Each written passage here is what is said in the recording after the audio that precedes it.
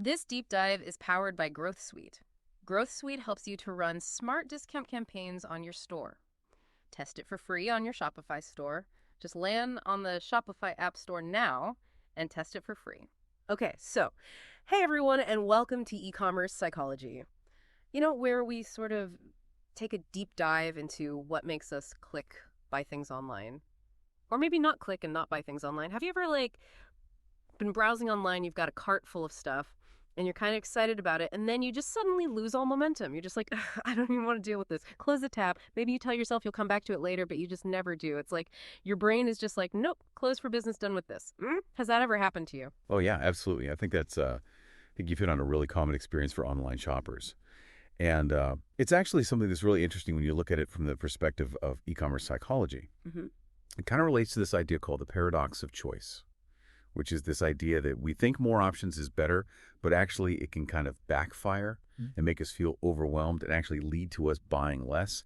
And when you look at the numbers around this, it's actually pretty crazy. So globally, something like 70% of online shopping carts are abandoned. Yeah. And get this, on mobile, that figure can go up to like 80% or even higher sometimes. Oh, wow. Yeah, it's huge. It's a huge amount, a lot of missed opportunities for businesses, but it also says something about the experience we're having as consumers, right?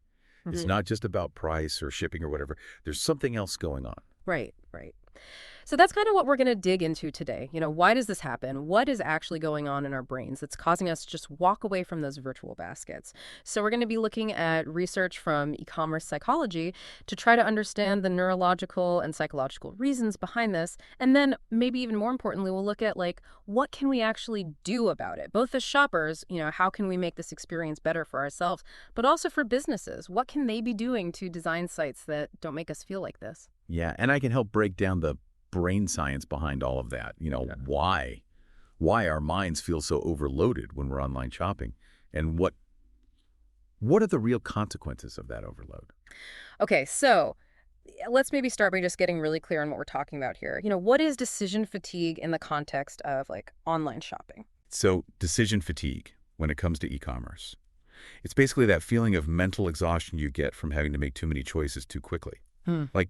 Think about it. From the moment you land on a website, you're faced with choices, where to navigate, what categories to browse, what filters to apply. And then for each product, you're thinking about sizes, colors, brands, features, price, shipping. Yeah. All these little choices, they all take up mental energy. Yeah. And as those choices add up, that mental pressure builds. Right. Yeah. And it's no surprise then that those really high cart abandonment rates over 70%. Yeah. I think that's a sign of just how much of a problem this really is. Yeah. I know I've definitely experienced that. Mm-hmm. I remember a while ago I was trying to buy a coffee maker online, and I started with a basic search, and then I was just bombarded with pages of options, like different brands, different brewing methods, features I didn't even know existed. And I spent way too long clicking through them, comparing features, reading reviews. And by the time I actually put one in my cart, I was just done. The thought of actually going through checkout felt like climbing a mountain. That feeling. Totally. Yeah. That's decision fatigue in action for sure.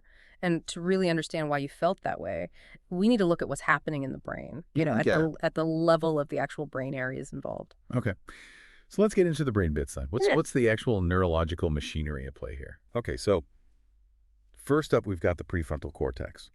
So think of this as your brain's command center for all of the higher level thinking stuff, planning, problem solving, and really importantly for our conversation today, weighing different options. So when it's working well, it helps you analyze product features, compare prices, make good choices. But when it gets tired, which can definitely happen when you're bombarding it with tons of decisions, it can't process information as well. So you're faced with endless filters on a website. Your prefrontal cortex is working hard. If it gets overloaded, you're more likely to give up. Okay, so that's the prefrontal cortex. What else? All right, so then we have the anterior cingulate cortex. And this is kind of like an internal alarm system, particularly when you're faced with choices where it's like, do I want this or do I not want this? I don't know. They both have good things and bad things. And too many of those sorts of choices, while you're shopping online, it can really overload this area of the brain, and it can kind of leave you feeling stuck. And then there's the ventromedial prefrontal cortex. This part of the brain helps you figure out, is something worth it? Okay, this thing's more expensive, but is it worth the extra money? Yeah. But when you're experiencing decision fatigue, Mm-hmm. this part of the brain, it doesn't work as well. So it becomes harder to tell if something is actually a good deal or not. Yeah. And that might lead you to abandon a cart just because you're not sure. You're like, I don't know. Maybe I'll come back later. Yeah, I've definitely done that. And finally, there's the amygdala. Now, this part of the brain, it's really involved in processing emotions and all those product comparisons you're doing, the worry about making the wrong choice. That can actually trigger a stress response in the amygdala. Mm-hmm. And that emotional response can contribute to that feeling of just being overwhelmed. And you want to escape. You want to close the tab, get away from it. Okay, so you've got all these different parts of the brain working together, and they can all kind of get tired out. Yeah. But it's not just those regions, right? There's also neurotransmitters, the chemicals in the brain. What role do they play? Oh, absolutely. Yeah. Yeah, neurotransmitters are super important for communication within the brain. Okay. They definitely are part of this whole decision fatigue thing. So, for example, dopamine. Now, we often think of dopamine as being about pleasure and reward, but it's also really important for helping us evaluate potential rewards. And when you're making lots of decisions, especially if those decisions weren't leading to something good happening right away, the brain's sensitivity to dopamine can actually decrease. So let's say you're on a website and it keeps showing you stuff that you're just not interested in. You're not getting that dopamine hit that you'd normally get when you find something you really want. And that can make you just feel less motivated to keep shopping. Makes sense. And then, we also got to talk about glucose. So glucose, that's the brain's main source of energy. Yeah. And making decisions, especially those tricky decisions where you're comparing a lot of things, that uses up a lot of glucose. And as your glucose levels go down, your self-control and your willpower, they tend to go down too. Oh, so that's why it's so hard to resist just closing the tab and giving up. Exactly, yeah. When you're running low on mental energy, it's much easier to just avoid making any more choices at all. Okay. So all of this, it's not just like some vague idea. There's actually real scientific evidence to back this up, right? Yeah, definitely. So there are studies that have used fMRI, that's functional magnetic resonance imaging. Basically, it lets us see what parts of the brain are active in real time. And they've shown that after people do a bunch of decision-making tasks, the activity in the prefrontal cortex actually goes down. Wow. And then there's also EEG, so that's electroencephalography. And this one measures electrical activity in the brain. And using EEG, researchers can see these patterns that suggest information overload. So there really is solid neurological proof that all of this decision-making, it tires out our brains. Exactly. It's not just something we're imagining. Okay, so we've talked about the brain stuff. Yeah. But let's talk more about the psychology of it all. What are like the cognitive limitations that are at play here? All right, so one big one is what's called the limited mental resources model. You might also hear it called ego depletion. And basically, the idea is that our mental energy, it's a limited resource. Like, think of it as a battery. Every decision you make, it uses up a little bit of that battery. And we make thousands of decisions every day. Yeah. Right. So by the time you sit down to shop online, maybe after a long day of work, that battery, that decision-making battery, it might already be pretty low. So then something that should be simple, like choosing between standard shipping and expedited shipping, can feel like this huge effort. Right, yeah. And another important factor is cognitive load. So your working memory, that's the part of your mind that holds and processes information you're actively using. And it has limits. So if you're on a website and it's showing you like a ton of products at once, and each product has all these features and reviews and descriptions, it can overload your working memory really fast. Right. And studies have shown that when you give people too many choices, their confidence in their decision actually goes down. Yeah. And they start to feel overwhelmed. Have you ever felt like you just can't even look at one more product? Oh, yeah, for sure. That might be your working memory being like, I'm done. I can't hold any more information. It's like hitting your mental RAM limit. Exactly. And all this, it can lead to something called analysis paralysis. Okay. So you've got tons of choices. You're afraid of making the wrong one. You just get stuck. You can't make a decision. So a lot of people, they just abandon their cart. You're like, okay, I'll come back later. Okay, yeah. But they often don't. Yeah, that I'll do it later trap. I fall into that all the time. Okay, so we've talked about how decision fatigue is a real thing. It's got neurological and psychological roots. Now, let's think about a typical online shopping experience. Like, at what point in that experience does this fatigue tend to set in? Well, it can actually start really early on, before you've even put anything in your cart. So let's say you land on a website for the first time, and you see this huge, messy navigation menu. Tons of product categories, even just trying to figure out where to start. That can be tiring. Every little filter you apply, every category you click on, it all adds to the fatigue. I never thought about it that way. And then, of course, you've got the actual product selection phase. So now you're looking at individual items, comparing them, checking prices, reading reviews. If a website has a lot of really similar products, it can be super hard to figure out which one is actually right for you. Sometimes all that information, that's helpful, sure, but it can be so overwhelming. It's like you start to feel like you need a PhD to buy a pair of shoes. Exactly. And then, finally, you get to the checkout. And this is often where decision fatigue really kicks in. Even if you've made it this far, having to fill out all those forms, choose shipping options, pick a payment method, that can just be too much. If the forms are really long, if there are a bunch of payment options that all seem the same, it's like, okay, I'm done. I'm out of here. Yeah. Think back to your last time shopping online. At what point did you start to feel that mental drain? Yeah, it is interesting to think about. Okay, so it sounds like every single interaction we have on these sites, it's like a little opportunity for decision fatigue to creep in. But is there actual evidence, hard data to show that this fatigue is linked to abandoning carts? Yes. Actually, there's a lot of research that backs this up. Yeah. So studies have found that when e-commerce websites add more decisions, more things you have to choose, like extra offers or more form fields during checkout, people abandon their carts more often. Wow, that's pretty direct evidence. Yeah. And there are case studies, too, these. These show that shoppers are much more likely to drop out of the process if the checkout seems too long or complicated. Yeah. Especially if they've already spent a bunch of time looking at products and comparing things, which we know contributes to that mental fatigue. Right. And it's kind of interesting. If you look at data about website traffic, you often see that more people abandon their carts in the evening. Oh, why is that? Well, it makes sense if you think about it. By the end of the day, you're just more tired. Yeah. We've used up more of our mental energy. Yeah, for sure. So when it comes to cart abandonment, we see some pretty common triggers that are linked to decision fatigue.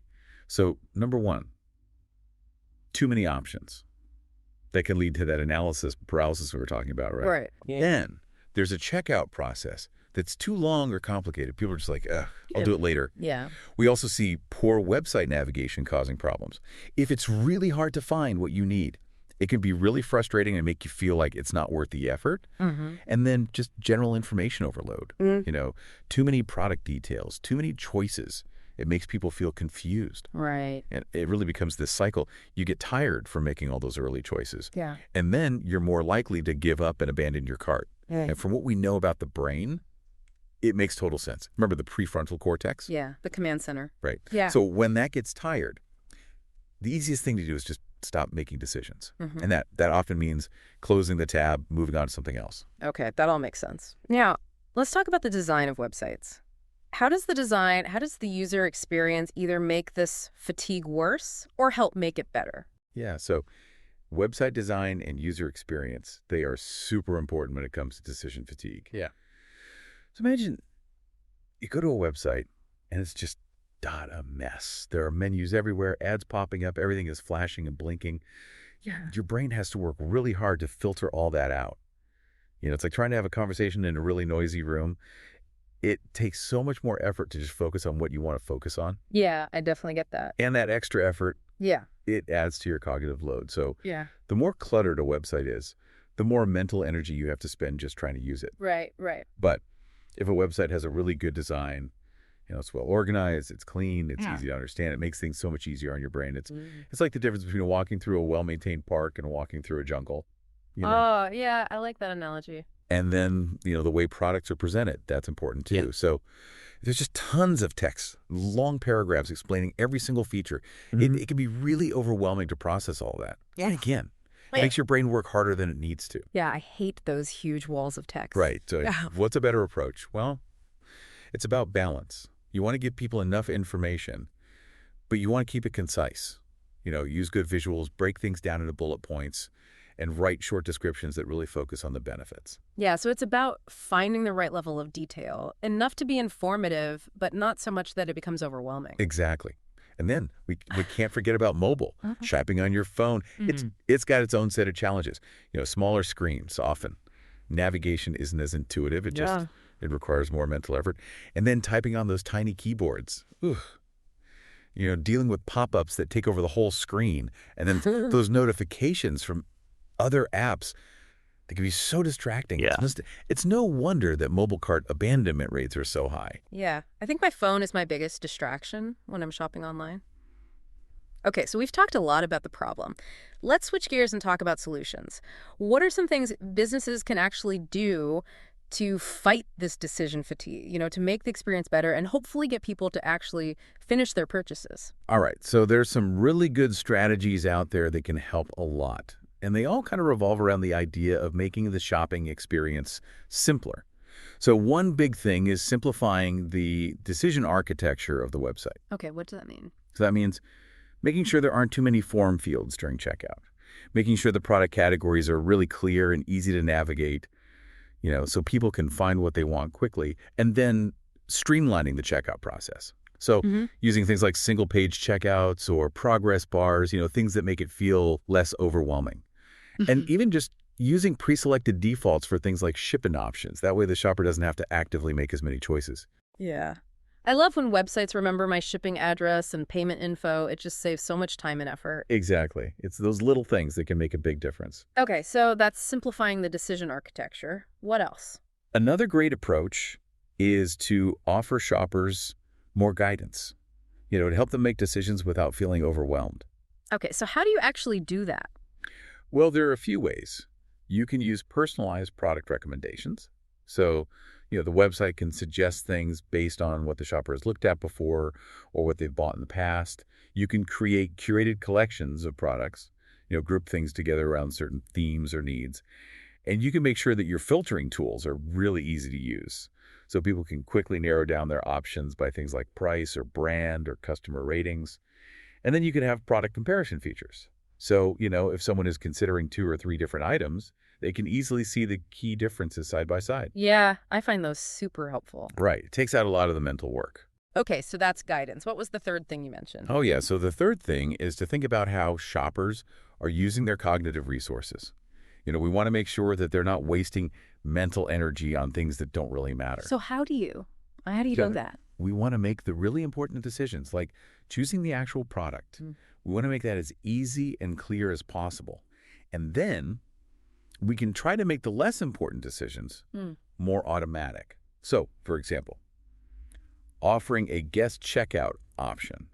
That way people don't have to create a whole account and remember another password. It removes a bit of mental clutter. Right, and I know I always appreciate that as a shopper. And something else that can really help is just getting rid of distractions, especially during the checkout process. No pop-ups, no irrelevant banners. Just keep it focused. Yeah, those distractions can be so annoying. Exactly. They pull you out of the flow. Okay, so those are some good practical tips for businesses, but are there any fancier techniques, things that are more brain-based? Oh, yeah. There are some really cool neuropsychological techniques that can be super effective. Okay, tell me more. So one thing is what's called attention-optimized design. Okay, so attention.